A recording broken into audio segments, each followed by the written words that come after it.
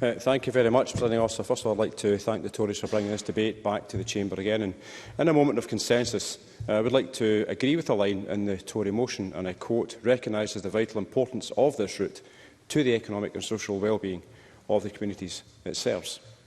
I also agree with the comments today regarding the number of deaths. I've just started. I also would agree with the comments regarding the number of deaths that have taken place on the A9 over many years, even those long before the establishment of this Parliament, and I'd wish to express my sympathies to every family who has lost a loved one. Presiding Officer, I want the A9 to be dualled as quickly as possible.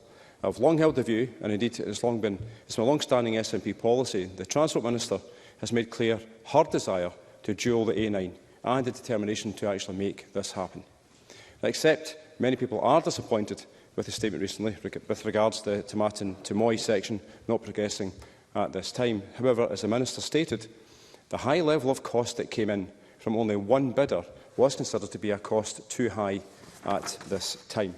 In December 2021, 3 bidders were invited to participate in the procurement exercise, with final tenders required to be submitted by October 2022. This coincided with many external factors, including the pandemic, disruption caused by Brexit, and whether they like it or not, the issue regarding the war in Ukraine because of international global costs. The inflationary impact on all of those has significantly affected the construction market.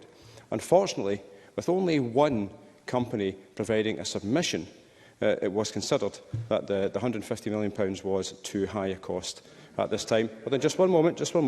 And the Minister used a phrase earlier on in her contribution regarding the best value.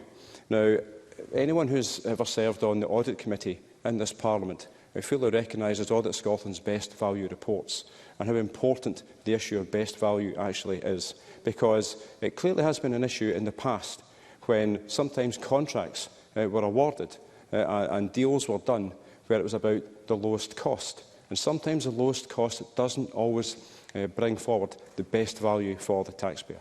And I'll take your intervention. Murdo Fraser.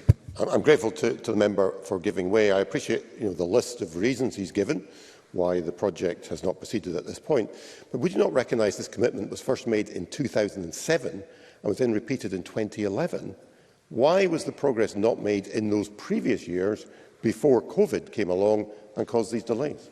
Stuart McMillan. Yeah. Well, I'm sure that Murdo Fraser will recognise that when the SNP came into power in 2007, 2008 was a financial crash, which had some folk can sit and moan all they want, but there was a financial crash that had a detrimental effect upon the economy, not just in Scotland, but across the UK and globally.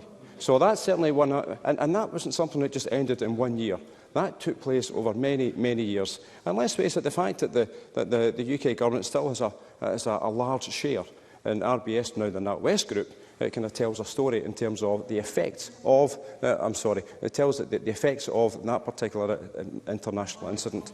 So I'm sure that the Tories, no doubt being led by Mr Simpson, would actually be going hell for leather, criticising the Transport Minister if she had signed up to the contract with only one bidder. Now, I'm quite sure, Presiding Officer, the debate today would be something totally different, because no doubt the Tories will actually be asking for the Scottish Government to go back to the market to try to get a more economical bid. Now, I am disappointed about the decision, but at the same time, I believe that the Transport Minister had no other choice to make. Now, if there had been no investment to date, I can understand the criticism from the Tories, but investment of over £430 million has already been spent on the road from the £3 billion investment needed based on the 2008 figures. And I'm conscious, Presiding Officer, you're now telling me I need to finish, so I'll finish there. Thank you.